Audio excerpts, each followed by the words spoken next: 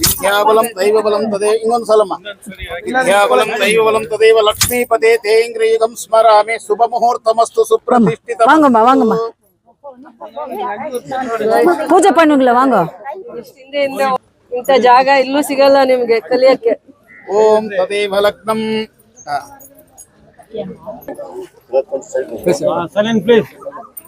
அன்பார்ந்த பெரியோர்களே, எம்மட்ட அன்பு தாய்மார்களே, வாலிபர்களே மற்றும் வெளியிடத்தில் வந்திருக்கும் அனைத்து பெரியோர்களே, வாலிபர்களே, அதே போல் நமது சாம்பியன் எஸ்ஐ ஆண்டர்சன்பேட் எஸ்ஐ அவர்களே மற்றும் அனைவருக்கும் இந்த மதிய வேளையில் சைலன்ஸ் உங்களுக்கு நன்றி கலந்த வணக்கத்தை தெரிவித்துக் கொண்டு, இந்த பகுதிக்கு டிமாண்டு இருக்குது. அந்த டிமாண்டெல்லாம் ரொம்ப எல்லாம் சால்வ் ஆகிடுது. இது ஒரு 10 வருஷமாக இந்த ரோடு போடாது இருந்துச்சு. இந்த ரோடு வந்து இப்போ கரெக்டாக ஆகி நல்லா போகிறதுக்கு சேர்த்து கொடுக்குறாங்க.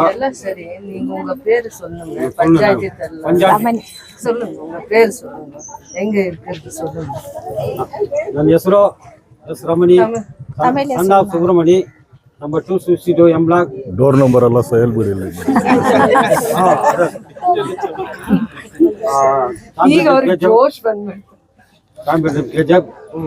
ರಿಟೈರ್ಡ್ KSRTC மெக்கானிக்கல்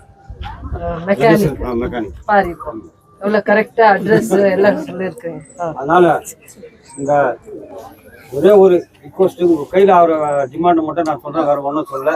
ஆனால் இது போட்டதுக்கு ரொம்ப தேங்க்ஸ். எம்மோட்ட பஞ்சாயத்தின் சார்பாக உங்களுக்கு அன்பான நன்றி. அதனால வந்து நம்ம லேடிஸுக்கும் ரிக்வஸ்டாக பண்ணு, இங்கே ஒரு மேடம், இங்கே ஒரு டாய்லெட்டு, அங்கே ஒரு டாய்லெட்டு, ஒரு 3 டாய்லெட் இருக்குது மேடம். அவர்கிட்ட மேடத்துக்கிட்ட கூட நான் சொல்லியிருக்கிறேன், சார் கிட்டே சொல்லியிருக்கிறேன். நீங்கள் இது மட்டும் ஒன்று பண்ணி கொடுக்கணும் மேடம். ஆமாம், 3 இருக்குது மேடம். சென்டரில் ஒரு ரோடு, இது லைட் வசதி, ரோடு கீது எல்லாம் நல்லா இருக்குது.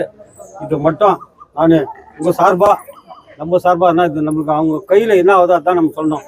இப்போது குடி தண்ணீர் கேட்டு எல்லாம் பண்ணணும், அது என்ட்ரது கேஜிஎஃப் அதெல்லாம் நம்ம கேட்டு அவங்க பண்ணுருவாங்க. அப்புறம் இங்கே கூட சொன்னாங்க வந்து இந்த மாதிரி பென்ஷன் வரும், அதெல்லாம் வந்து வேணால் நம்ம பேசக்கூடாது. பூமி பூச்சி என்ன இருக்குது அதான் பண்ண முடியும். அது கவர்மெண்ட் வேலை, அது கவர்மெண்ட் வேலை. இவங்க மேடை கையில் என்ன கையில் ஆகுதோ அந்த வேலையை மட்டும் நீங்கள் கண்டிப்பாக மீண்டும் அது கைண்ட்லி ரிக்வெஸ்ட் மேடம், நீங்கள் வந்து அதை சால்வ் பண்ணி கொடுக்கணும். Only 3 toilets. ನೀರಿಗಿರ ಬೋರ್ವೆಲ್ ನೀರೆಲ್ಲ ಬರುತ್ತೆ ಮೇಡಮ್, ಅದೆಲ್ಲ ಏನಿಲ್ಲ. ಈಗ ಲೈಟ್ ಇದೆಲ್ಲ ಇದೆ, ಏನಿಲ್ಲ. ಟಾಯ್ಲೆಟ್ ಮಾತ್ರ ರೋಡು ಇದು ಆಯಿತು. ಟಾಯ್ಲೆಟ್ ಮಾತ್ರ ಮೇಡಮ್ ನಮ್ಮ ಲೇಡೀಸು ನನಗೆ இதாகுது மேடம், ಬೇಜಾರಾಗುತ್ತೆ. அது மாத்திரம் மீண்டும் ஒரு முறை கேட்டுக்கொள்கிறேன். நீங்கள் எங்கள் கேஜிஎஃப் இந்த எம்ப்ளாக்கு இது ஒரே ஒன்று டாய்லெட் 3 மட்டும் பண்ணி கொடுத்துருங்க போதும் மேடம். வேற ஒன்றும் நான் கேட்குற மாதிரி இல்லை. இப்போ ஏடபிள்யூ சொல்கிறாங்க. ஒரு நிமிஷம் சொல்கிறாங்க, ஏடபிள்யூ சொல்கிறாங்க. அதனால நீங்கள் எல்லா இடத்துலையும் சேர்ந்து வரீங்க. இந்த எம்ப்ளாக்கு நீங்கள் கண்டிப்பாக மீண்டும் ஒரு முறை கைண்ட்லி ரிக்வெஸ்ட், நீங்கள் கண்டிப்பாக செய்து கொடுக்கணுன்ட்டு நன்றி, வணக்கம் மேடம். இந்த டாய்லெட் பற்றி ஏடபிள்யூ நம்மளுக்கு சொல்கிறாருங்க, அது கேட்கணும். ஒரு நிமிಷம் ಹೇಳಿ ಸರ್, ಇರಪ್ಪ ಹೇಳಿ ಸರ್, ನೀವು ಹೇಳ್ಬಿಡಿ ಸರ್ ಟಾಯ್ಲೆಟ್ ಬಗ್ಗೆ ಮಾತಾಡ್ಬಿಡಿ ಆಮೇಲೆ. இருங்க, நான் ஒரு நிமிஷம் இருங்க மேடம். வணக்கங்க, நான் எம்லாக்ல வந்து மகிழா மில்லன் பிரசிடென்ட்டாக இருக்கிறவங்க புருஷோத்தமன் அவர் அண்டரில் இருக்கிறோம். நீங்களும் எல்லா ஆஃபீஸில் எல்லா விஷயத்துக்கும் வரீங்க, எல்லாமே தெரியும்னு நினைக்கிறேங்க. இப்போ நீங்கள் வந்து கேஜிஎஃப்ல வந்து நீங்கள் வந்து எம்எல்ஏ வந்து எம்ப்ளாக் மட்டும் இல்லைங்க, எல்லா ஏரியாவுமே இம்ப்ரூவ்மெண்ட் ஆயிருக்குதுன்றது எங்களுக்கு ஓரளவு தெரியுங்க.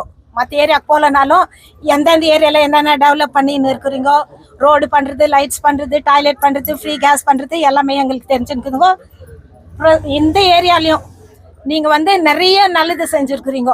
ஒரு வருஷக்கும் லைட் போட்டு கொடுத்துருக்குறீங்க, ஃப்ரீ கேஸ் வாங்கி கொடுத்துருக்குறீங்க.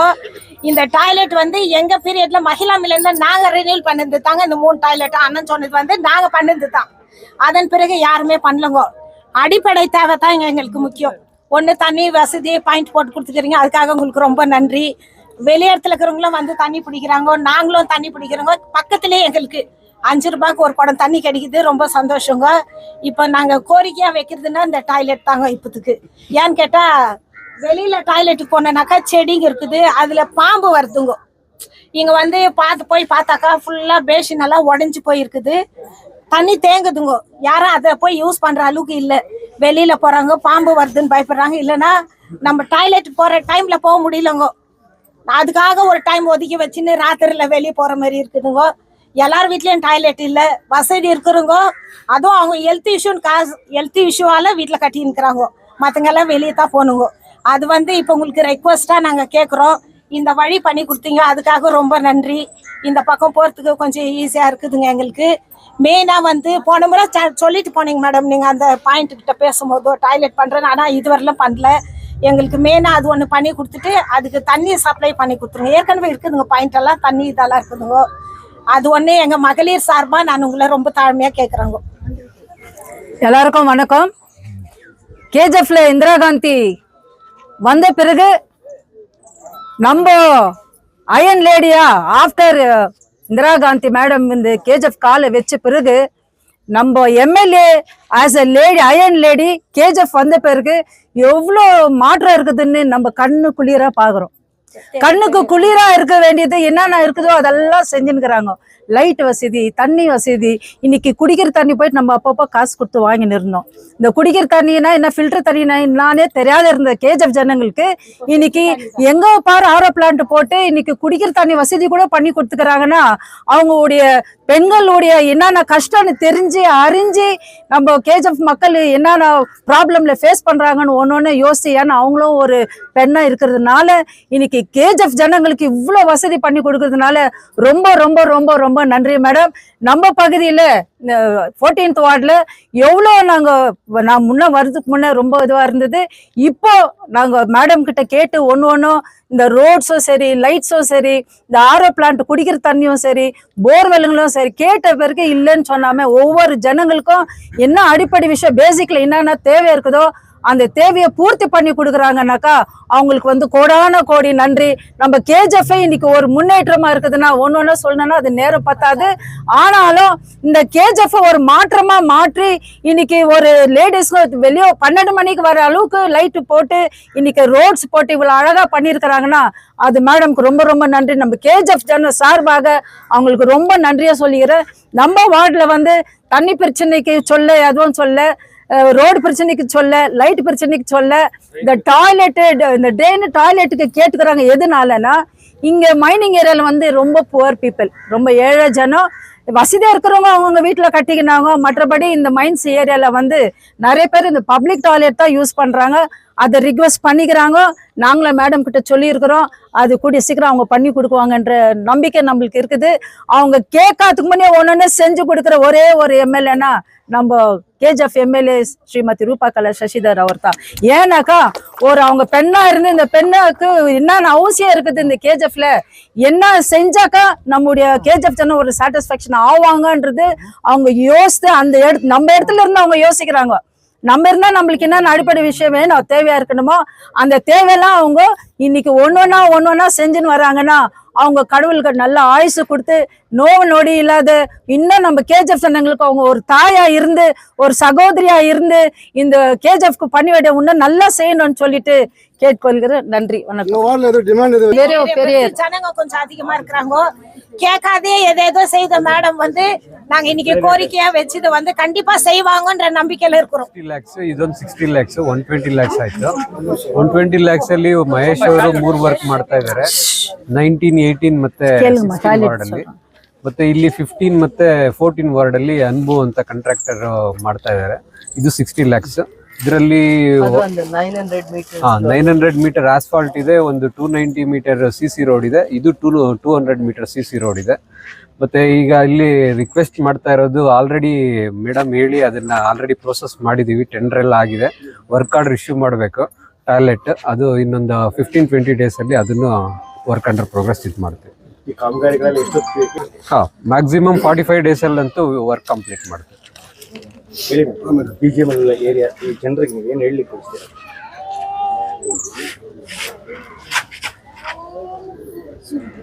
ನಾನು ಇವತ್ತು ಬೆಳಗ್ಗೆಯಿಂದನೂ ಮೈನಿಂಗ್ ಏರಿಯಾ ವಾರ್ಡ್ಸೇ ನಾನು ವಿಸಿಟ್ ಮಾಡಿದ್ದು. Ward number 19, ward number 18, ward number 16, ward number 15, ward number 15 ಕೂಡ. ಸೊ ಎಲ್ಲ ವಾರ್ಡಲ್ಲೂ ಕೂಡ ರೋಡ್ಸ್ ಇವರು ರಿಕ್ವೆಸ್ಟ್ ಮಾಡಿದ್ದು. ಇವತ್ತದಲ್ಲ almost 6 months to 1 year roads ನಾವು ತಗೊಂಡಿರೋದು. ಅವತ್ತು ಪ್ರಪೋಸಲ್ಸ್ನ ತಗೊಂಡಿದ್ದೀವಿ. ರೋಡ್ಸ್ ವಿಸಿಟ್ ಪೂಜೆ ಎಲ್ಲ ಕಡೆ ಆಗ್ತಾನೆ ಇದೆ. ಇವತ್ತು ನಾನು ಲಾಸ್ಟ್ 2-3 months ಇಂದ ನಮಗೆ KGF ಅಲ್ಲಿ ಮೈನಿಂಗ್ ಏರಿಯಾ ಇರ್ಬೋದು, ನಾನ್ ಮೈನಿಂಗ್ ಏರಿಯಾ ಇರ್ಬೋದು, ಇಶ್ಯೂ ಇರೋದು ಪೆನ್ಷನ್ಸ್ದೇ ಜಾಸ್ತಿ ಇಶ್ಯೂ ಕಾಣ್ತಾ ಇದೆ. Senior citizens pension, widow pension, ಆಮೇಲೆ ಸ್ಪೆಷಲಿ ಏಬಲ್ಡ್ ಪೆನ್ಷನ್ಸ್ ತುಂಬ ಇಶ್ಯೂಸ್ ಕ್ರಿಯೇಟ್ ಆಗಿದೆ. 3 months ಇಂದ ಬಂದಿಲ್ಲ ಅಂತ ಖಂಡಿತ ಹೇಳ್ತಾ ಇದ್ದಾರೆ. ಮೊದಲನೇ ಪೆನ್ಷನ್ ಇಶ್ಯೂ ಆಗಿರೋದು BPL ಕಾರ್ಡ್ ಕ್ಯಾನ್ಸಲ್ ಆಗಿರೋದ್ರಿಂದ. BPL ಕಾರ್ಡ್ ಫಸ್ಟ್ ಕ್ಯಾನ್ಸಲ್ ಆಗಿದ ತಕ್ಷಣ ಪೆನ್ಷನ್ನ ಹೋಲ್ಡ್ ಮಾಡಿದ್ದಾರೆ.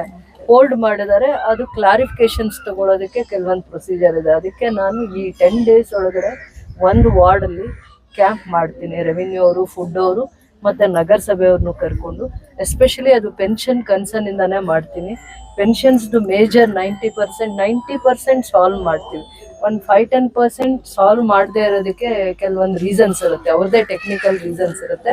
ಅದಕ್ಕೆ ನಾನೇ ಪರ್ಸ್ನಲ್ ಆಗಿ ವಾರ್ಡ್ ವಿಸಿಟ್ ಮಾಡುವಾಗ, ಸೊ ನನ್ನ ಆಬ್ಸೆನ್ಸಲ್ಲೂ ಕೂಡ ಮಂಡೇ, ವೆಡ್ನೆಸ್ಡೇ, ಸ್ಯಾಟರ್ಡೇಸು ಒಂದು ಟೀಮ್ ಮಾಡಿ ಎವ್ರಿ 2 hours ಪ್ರತಿ ವಾರ್ಡಲ್ಲೂ ಯಾರ್ಯಾರ್ದು ಆ ಥರ ಒಂದು ವಾರ್ಡಲ್ಲೇ ಒಂದು 3 ಕಡೆ 4 ಕಡೆ ಹೋಗಿ ಅವ್ರದ್ದು ಪ್ರಾಬ್ಲಮ್ಸ್ನ ಸಾಲ್ವ್ ಮಾಡೋ ಥರ ಶ್ರೀನಿವಾಸು ಇನ್ನೂ ಟೀಮ್ನ ಸ್ವಲ್ಪ ವಾಲಂಟ್ರಿ ಆಗಿ ಯಾರು ಆ್ಯಕ್ಟಿವ್ ಆಗಿದ್ದಾರೆ ಅವ್ರಿಗೂ ಮಾಡ್ತೀನಿ.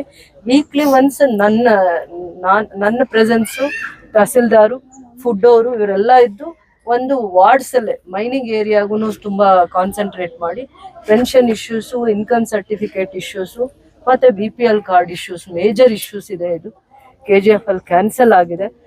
ನಮ್ಮ ಇಡೀ ಜಿಲ್ಲೆಯಲ್ಲಿ ಲಿಸ್ಟ್ ಕೊಟ್ಟಿದ್ದಾರೆ, ಎಷ್ಟು 33,000 ಕ್ಯಾನ್ಸಲ್ ಆಗಿದೆ ಅಂತ ಲಿಸ್ಟ್ ಇದೆ. ಸ್ಟ್ಯಾಟಿಸ್ಟಿಕ್ಸೇ ಕೊಟ್ಟಿದ್ದಾರೆ ಯಾರ್ಯಾರಿಗೆ BPL ಕಾರ್ಡ್ ಕ್ಯಾನ್ಸಲ್ ಆಗಿದೆ, ಪೆನ್ಷನ್ ಕ್ಯಾನ್ಸಲ್ ಆಗಿದೆ ಅಂತ ಇಡೀ ಜಿಲ್ಲೆದಿದೆ. ಅದರಲ್ಲಿ ಆಲ್ಮೋಸ್ಟ್ ಜಾಸ್ತಿ 11,000 ಅಂತ ಡೀಟೇಲ್ಸ್ ಕೊಟ್ಟಿರೋದು KGFದೇ. KGFದು ಕೊಟ್ಟಿದ್ದಾರೆ 13,500. ಅದರಲ್ಲಿ KGFದು ಅರ್ಬನ್ ಏರಿಯಾ ಅಲ್ಲೇ ಜಾಸ್ತಿ ಪೆನ್ಷನ್ಸ್ ಕ್ಯಾನ್ಸಲ್ ಆಗಿರೋದು ಅಥವಾ ಹೋಲ್ಡ್ ಮಾಡಿರೋದು ಅಂತ ಅಂದ್ಬಿಟ್ಟು ನಾವು ಈ ಕ್ಯಾಂಪ್ ಮಾಡೋದ್ರಿಂದ 3 ರೀತಿ ಹೆಲ್ಪ್ ಆಗುತ್ತೆ. ಪೆನ್ಷನರ್ಸ್ದು, ಸೀನಿಯರ್ ಸಿಟಿಸನ್ಸು ಬಂದು ತಾಲೂಕು ಆಫೀಸ್ ಹತ್ರ ಓಡಾಡೋವಂಥ ಹಿಂಸೆ ಇರಲ್ಲ. ಸೀನಿಯರ್ ಸಿಟಿಸನ್ಸು ವಿಡೋ ಪೆನ್ಷನ್ನು ಮತ್ತು 2,000 ಏನು ಅವ್ರ ಅಕೌಂಟ್ಸ್ಗೆ ಬರ್ತಾ ಇತ್ತು ಅವ್ರಿಗೆ ಒಂದು ಕ್ಲಾರಿಫಿಕೇಶನ್ ಬೇಕು ಅಂತ ಹೇಳಿದ್ದಾರೆ. ಇಡೀ ರಾಜ್ಯದಲ್ಲಿ ಡೆತ್ ಅಕೌಂಟ್ಸ್ಗೆ 2,000 ಗೃಹಲಕ್ಷ್ಮಿ ಯೋಜನೆ ಬೆನಿಫಿಟ್ಸ್ ಹೋಗಿದ್ರಿಂದ ಇದನ್ನ ನಿಲ್ಸಿರೋದು ಅಂತ ಅಂದ್ಬಿಟ್ಟು ಯಾರಿಗೂ ಹೆಣ್ಮಕ್ಳಿಗೆ ಇದ್ರ ಬಗ್ಗೆ ಮಾಹಿತಿ ಇಲ್ಲ. ಪಾಪ ಏನಕ್ಕೆ ನಿಂತಿದೆ ಅನ್ನೋ ಅಂಥದ್ದು ಎಲ್ಲರೂ ಆತಂಕದಲ್ಲಿದ್ದಾರೆ. ಖಂಡಿತ ಇವ್ರ ತಪ್ಪಿಂದ ಯಾರಿಂದನೂ ನಿಂತಿಲ್ಲ. ಯಾರು ಆ ಡೆತ್ ಅಕೌಂಟ್ಸ್ಗೆ ತುಂಬ ಹುಷಾರಾಗಿ ಅದನ್ನ ಮಾಡ್ಕೊಂಡಿದ್ರು, ಬೆನಿಫಿಷರೀಸ್ಗೆ ದುಡ್ಡು ತಗೊಂತಾ ಇದ್ರು, ಅದು ಆಲ್ಮೋಸ್ಟ್ 100 ಕೋಟಿ ದುಡ್ಡು ಹೊಟ್ಟೋಗಿತ್ತು. ಅದನ್ನ ಸೂಕ್ಷ್ಮವಾಗಿ ತಿಳ್ಕೊಳ್ಳೋ ಅಂತ, ಪತ್ತೆ ಮಾಡುವಂತ ಪ್ರಯತ್ನದಲ್ಲಿ ಸರ್ಕಾರ ಯಶಸ್ವಿಯಾಗಿದೆ, ಎಚ್ಚೆತ್ಕೊಂಡಿದೆ. ಅದಕ್ಕೆ ಇದು ಬಿಲೋ ಪಾವರ್ಟಿ ಲೈನ್ ಅಲ್ಲಿ ಇರುವಂತದ್ದು ಗೃಹಲಕ್ಷ್ಮಿ ಯೋಜನೆ. ಹೆಣ್ಮಕ್ಳಿಗೆ ಆ ಕುಟುಂಬದಲ್ಲಿ ಒಂದು ತಾಯಿಗೆ ಅದು ಸೇರ್ಬೇಕು ಅಂತ ಗೌರವವಾಗಿ ಇದನ್ನ ಮಾಡಿರುವಂತ ಯೋಜನೆ. ಇನ್ಯಾರು ಅದರ ಲಾಭ ಪಡಿಬಾರ್ದು ದುರುದ್ದೇಶದಿಂದ ಅಂತಂದ್ಬಿಟ್ಟು ಈ ಸತ್ಯ ಪಾಪ ಈ ಭಾಗದ ಹೆಣ್ಮಕ್ಳಿಗೆ ಗೊತ್ತಿಲ್ಲ. ಅದಕ್ಕಾಗಿ ಮೊದಲು ನಾನು ಕ್ಯಾಂಪ್ ಮಾಡ್ತೀನಿ. ಕ್ಯಾಂಪ್ ಮಾಡುವಾಗ ಮೊದಲನೇ ಆದ್ಯತೆ ಪೆನ್ಷನ್ಗೆ ಕೊಡ್ತೀವಿ, ಸೀನಿಯರ್ ಸಿಟಿಸನ್ನು, ವಿಡೋ ಪೆನ್ಷನ್ನು. ಅದಾದ್ಮೇಲೆ cards, BPL card, ration card. BPL card cancel ಆಗಿರೋದು ಟ್ಯಾಕ್ಸ್ ಪೇಯರ್ಸ್ಗೆ ಮಾತ್ರ. ಟ್ಯಾಕ್ಸ್ ಪೇಯರ್ಸ್ ಯಾರಿದ್ದಾರೆ, ಯಾವ ಫ್ಯಾಮಿಲಿ ಮೆಂಬರ್ ಅಲ್ಲಿ ಮನೆಯಲ್ಲಿ ಕೆಲ್ಸಕ್ಕೆ ಹೋಗ್ತಾ ಇದ್ದಾರೆ, ವರ್ಕಿಂಗ್ ಇದೆ, ಅವರು ಬೆಂಗಳೂರು ಆಗಿರ್ಬೋದು ಬೇರೆ ಕಡೆ ವರ್ಕ್ ಮಾಡಿದಾಗ ಅವ್ರದ್ದು ಟ್ಯಾಕ್ಸ್ ಕಟ್ ಆಗಿರುತ್ತೆ. ಆ ಟ್ಯಾಕ್ಸ್ ಕಟ್ ಆದಾಗ ಆ ಟ್ಯಾಕ್ಸ್ ಪೇಯರ್ಸ್ದು BPL ಕಾರ್ಡ್ನ ತೆಗೆದು APL ಮಾಡಿದ್ದಾರೆ. APL ಮಾಡಿದಾಗ ಇವ್ರದ್ದು ಆ ಇಡೀ ಕುಟುಂಬದ ಬೆನಿಫಿಟ್ಸ್ನ ಹೋಲ್ಡ್ ಮಾಡಿದ್ದಾರೆ, ಇಡೀ ಕುಟುಂಬದ್ದು. ಸೊ ಆ ಥರದ್ದನ್ನ ಯಾವ ರೀತಿ ಚೇಂಜಸ್ ಮಾಡ್ಕೋಬೇಕು. ವರ್ಕಿಂಗ್ ಮಾಡೋರು ಇವ್ರ ಜೊತೆ ಇರಲ್ಲ, ಆದ್ರೆ ಇವ್ರ ಕುಟುಂಬದವ್ರೆ ಬೆಂಗಳೂರಲ್ಲೋ ಚೆನ್ನೈಯಲ್ಲೋ ಇನ್ನೆಲ್ಲೋ ಇರ್ತಾರೆ. ಆದ್ರೆ ಇವ್ರ ಕುಟುಂಬದಿಂದ ಹೆಸರು ತೆಗೆಸಿದ್ರೆ ಅವರಿಗೆ ಲಾಭ, ಅದು ಬೆನಿಫಿಟ್ ಸಿಗುತ್ತೋ ಇಲ್ವೋ ಏನೇನೋ ಈ ತರ ಅವರಲ್ಲೇ ಕ್ಲಾರಿಫಿಕೇಶನ್ಸ್ ಇಲ್ಲದೆ ಮತ್ತೆ ಅವ್ರಿಗೆ ಏನೇನ್ ಬೆನಿಫಿಟ್ಸ್ ಇದೆ ಅದು ಕಳ್ಕೊತಾ ಇದ್ದಾರೆ. ಇದ್ರ ಬಗ್ಗೆ ಪಾಪ ಅವ್ರಿಗೆ ಮಾಹಿತಿ ಬೇಕು. ಅದಕ್ಕೆ ನಾವೇ ಇದಕ್ಕೆ ಕ್ಯಾಂಪ್ ಮಾಡೋದ್ರಿಂದ ಇವ್ರು ಬಂದು ಎಷ್ಟೇ ಒದ್ದಾಡಿದ್ರು ಆಫೀಸರ್ಸ್ ಪೇಷನ್ಸ್ ಇಂದ ಹೇಳ್ತಾರೋ ಇಲ್ಲೋ ನನಗೆ ಗೊತ್ತಿಲ್ಲ. ಅದಕ್ಕೆ ಮೊದಲನೇ ಆದ್ಯತೆ ಪೆನ್ಷನ್ ಇಶ್ಯೂಸ್ ಏನ್ ಇವ್ರಿಗೆ ಈಗ ರೈಸ್ ಆಗಿದೆ ಅದನ್ನ ಕ್ಲಾರಿಫೈ ಮಾಡೋದಕ್ಕೆ ಎಲ್ಲ ಇನಿಷಿಯೇಟಿವ್ಸ್ ತಗೊಂತೀವಿ. ಹಿಂದೆನೂ ಮಾಡಿದೀವಿ. ಇದನ್ನ ಸಕ್ಸಸ್ಫುಲ್ ಆಗಿ ಅವ್ರ ಮನೆ ಬಾಗಿಲಿಗೆ ಬಂದು ಇವ್ರ ಇಶ್ಯೂಸ್ ನ ಸಾಲ್ವ್ ಮಾಡ್ತೀವಿ ನಾವು. ಮುಖ್ಯವಾಗಿ ಮೇಡಮ್ ಪೆನ್ಷನ್ಸ್ ಸ್ಥಗಿತ ಆಗಿರೋದು ಏನಕ್ಕೆ ಅಂದ್ರೆ ವಾರ್ಷಿಕ 32,000 ಅಂತ ನಿಗದಿ ಮಾಡಿದ್ದಾರೆ. ಆ ಒಂದು ವಾರ್ಷಿಕ ಪ್ರಮಾಣ ಪತ್ರನ 32,000 ಇದ್ದರೆ ಮಾತ್ರನೇ ಅವ್ರಿಗೆ ಅರ್ಹತೆ ಆಗುತ್ತೆ ಅಂತ. ಸೊ ಆದ್ರಿಂದ ಅದನ್ನ ಸ್ಥಳ ಕೆಲವೊಂದು ಟೆಕ್ನಿಕಲಿ ರೀಸನ್ಸ್ ಇದೆ. ಈಗ ಹೆಣ್ಮಕ್ಳಿಗೆ ವಾರ್ಷಿಕ 30,000 ಅಂತಂದ್ರೆ ಇವ್ರು ಯಾರು ಮನೆ ಒಡತಿ 2,000 ತಗೋತಾರೆ, 1 ವರ್ಷಕ್ಕೆ ಅವರಿಗೆ 24,000 ಅವ್ರ ಅಕೌಂಟಿಗೆ ಬರುತ್ತೆ. ಯಾರಿಗೆ ಅದು ಅಕೌಂಟಬಿಲಿಟಿ ಆಗಿರೋದ್ರಿಂದ ಗೊತ್ತಾಗುತ್ತೆ. ಆ ಪೆನ್ಷನ್ 32,000ಕ್ಕೆ ಆ ಇತಿಮಿತಿಗೆ ಮಾಡಿರೋವಂಥದ್ದು ಟೆಕ್ನಿಕಲಿ ಎಷ್ಟು ಕರೆಕ್ಟ್ ಇದೆ ಏನಿದೆ ಅಂತ ಆ ಸಣ್ಣ ಪುಟ್ಟ ಲೋಪದೋಷಗಳನ್ನ ಸರಿ ಮಾಡೇ ಪೆನ್ಷನ್ ಅವರಿಗೆ ನಾವು ಸ್ಟ್ರೆಂಥನ್ ಮಾಡ್ಬೇಕಾಗತ್ತೆ. ಸೊ ಕೆಲವೊಂದು ಟೆಕ್ನಿಕಲಿ ಇರುವಂತ ಇಶ್ಯೂಸು ಅಧಿಕಾರಿಗಳು ಕೂಡ ಅದನ್ನ ಸಮರ್ಥವಾಗಿ ಹ್ಯಾಂಡಲ್ ಮಾಡೋಕ್ಕಾಗಲ್ಲ. ಅದಕ್ಕೆ ಸರ್ಕಾರದ ಗಮನಕ್ಕೂ ಕೆಲವೊಂದು ತರಬೇಕಾಗತ್ತೆ. ಇನ್ ಜನರಲ್ ಆಗಿ ಪೆನ್ಷನ್ ಇಶ್ಯೂಸ್ ನ ಸಾಲ್ವ್ ಮಾಡೋದಕ್ಕೆ ವಾರ್ಡ್ ವಿಸಿಟ್ ಮಾಡೋಣ. ನೀವ್ ಹೇಳೋ ತರ ಇನ್ಕಮ್ ಸರ್ಟಿಫಿಕೇಟ್ 32,000 ಇಲ್ಲ ಅಂದ್ಬಿಟ್ಟು ಎಷ್ಟೊಂದ್ ಜನದ ಕ್ಯಾನ್ಸಲ್ ಆಗಿರತ್ತಲ್ಲ, ಅದ್ರ ಮೇಲೆ ಆ ಸಮಸ್ಯೆನ ಹೇಗ್ ಬಗೆಹರಿಸ್ಕೋಬೇಕು ಅಂತ ನೆಕ್ಸ್ಟ್ ಅದನ್ನು ಪ್ರಯತ್ನ ಮಾಡೋಣ. ಸಿಟಿ ಲೆವೆಲ್ ಅಲ್ಲಿ 80,000 ಇದೆ ಮೇಡಮ್. ಸಿಟಿ ಲೆವೆಲ್ಗೆ ಇನ್ಕಮ್ ಕೊಡೋದು, ವಿಲೇಜ್ಗೆ 50,000 ಇದೆ. ಬಟ್ ಅಲ್ಲಿ ಸರ್ಕಾರ ಆದೇಶ ಕೊಟ್ಟಿರೋದು 32,000ನೇ ಕೊಟ್ಟಿರೋದು. 32,000 ಒಳಗಡೆ ಇದ್ರೆ ಅವರಿಗೆ ಈ ಕಾರಣದಿಂದ ಈ ಎಲ್ಲದಕ್ಕೂ ಪೆನ್ಷನ್ ಇನ್ಕಮ್ ಕೊಟ್ರೆ ಅವರಿಗೆ ಮತ್ತೆ ಈ ಪೆನ್ಷನ್ ಬರುತ್ತೆ. ಇಲ್ಲ ಅಂತಂದ್ರೆ ಸ್ಟಾಪ್ ಆಗುತ್ತೆ. ಅದೇ ಎರಡರಲ್ಲಿ ಒಂದು, ಇಲ್ಲ ಇನ್ಕಮ್ ಸರ್ಟಿಫಿಕೇಟ್ ಕೊಡಬೇಕು, ಇಲ್ಲ ಅವ್ರಿಗೆ ಪೆನ್ಷನ್ಸ್ ಈ ರೀತಿ ಆದ್ರೂ ಸರಿ ಮಾಡ್ಬೇಕಾಗತ್ತೆ. ಅದಕ್ಕೆ ಪ್ರಿಯಾರಿಟೀಸ್ ತಗೊಳ್ಳೋಣ. ಸರ್ಕಾರದ ಹಂತದಲ್ಲೇ ಕೆಲವೊಂದೆಲ್ಲ ಸರ್ಕಾರದ ಹಂತದಲ್ಲಿ ನೋಡಿ. ಇವಾಗ ಅನುಭವ ಇರೋಂಥವ್ರು ಮತ್ತೆ ಗ್ರಾಮೀಣ ಭಾಗದಲ್ಲಿ ಏನ್ ಸಮಸ್ಯೆ ಇದೆ, ನಗರ ಭಾಗದಲ್ಲಿ ಏನ್ ಸಮಸ್ಯೆ ಇರುತ್ತೆ, ವಿಶೇಷವಾಗಿ ಕೆಲವೊಂದು ಕ್ಷೇತ್ರಗಳಲ್ಲಿ ಏನ್ ಸಮಸ್ಯೆ ಇರುತ್ತೆ ಅಂತ ಅದನ್ನ ಅರ್ಥ ಮಾಡ್ಕೊಳ್ಳೋ ಅಂತ ಜವಾಬ್ದಾರಿ ಸ್ಥಾನದಲ್ಲಿರೋರೇ ರೆವಿನ್ಯೂ ಮಂತ್ರಿಗಳು ಆಗಿರ್ತಾರೆ, ಮತ್ತೆ DCM ಆಗಿರೋದ್ರಿಂದ ನಾವು ಅವ್ರ ಜೊತೆಯಲ್ಲೇ ಕುತ್ಕೊಂಡು ಇಂಥ ಎಲ್ಲಾ ಸೂಕ್ಷ್ಮವಾಗಿರೋ ವಿಚಾರಗಳನ್ನ ಚರ್ಚೆ ಮಾಡೋಣ. ಅಧಿಕಾರಿ ಹಂತದಲ್ಲಿ ಏನ್ ಕೆಲಸ ತಗೊಳಕ್ಕಾಗತ್ತೋ ತಹಸೀಲ್ದಾರು ಮತ್ತೆ ರೆವಿನ್ಯೂ ಡಿಪಾರ್ಟ್ಮೆಂಟ್ ಅಧಿಕಾರಿಗಳ ಹಂತದಲ್ಲಿ ಕೆಲಸ ತಗೊಳ್ಳೋಣ. ಯಾಕಂದ್ರೆ ಈಗ ಸ್ಕೂಲ್ ಟೈಮ್ ಆಗಿರೋದ್ರಿಂದ ನಾವು ವಾರ್ಡ್ಸಿಗೆ ಬರೋದ್ರಿಂದ ತುಂಬಾ ಜನ ಬಂದು ಮತ್ತೆ ತಾಲೂಕ್ ಆಫೀಸ್ ಹತ್ರ ಸುತ್ತಿ ಮತ್ತೆ ಬ್ರೋಕರ್ಸ್ ಹತ್ರ ಹೋಗೋದು, ಅವ್ರ ಹತ್ರ ರಿಕ್ವೆಸ್ಟ್ ಮಾಡೋದು. 2 ತಿಂಗಳು ಆಗೋಗಿದೆ, ಪ್ಯಾನಿಕ್ ಆಗ್ಬಿಟ್ಟು 3ನೇ ತಿಂಗಳು ಬರಲ್ವೇನೋ ಅಂದ್ಬಿಟ್ಟು ಅವರಿಂದ ಓಡಾಡುವಂತ ಪ್ರಯತ್ನ ಮಾಡ್ತಾರೆ. ನಾವು ವಾರ್ಡ್ಗೆ ವಿಸಿಟ್ ಮಾಡ್ತೀವಿ ಅಂತ ಅಟ್ಲೀಸ್ಟ್ ಒಬ್ರಿಗೆ ಗೊತ್ತಾದ್ರೆ 10 ಜನಕ್ಕೆ ಗೊತ್ತಾದ್ರೆ ಅವ್ರು 100 ಜನಕ್ಕೆ ಹೇಳ್ತಾರೆ. ಸೊ ಅದಕ್ಕೆ ನಾವು 10 ದಿನದಲ್ಲೇ ಫಸ್ಟ್ ಕ್ಯಾಂಪ್ ಮಾಡ್ತೀವಿ. ಎಲ್ಲಿ ಅದರ ಅವಶ್ಯಕತೆ ಇದೆ ಫಸ್ಟ್ ಕ್ಯಾಂಪ್ ಅಲ್ಲಿ ಮಾಡ್ತೀವಿ. ಅದಾದ್ಮೇಲೆ ಅದನ್ನ ಕಂಟಿನ್ಯೂ ಮಾಡ್ತೀವಿ 35 ವಾರ್ಡ್ಸ್.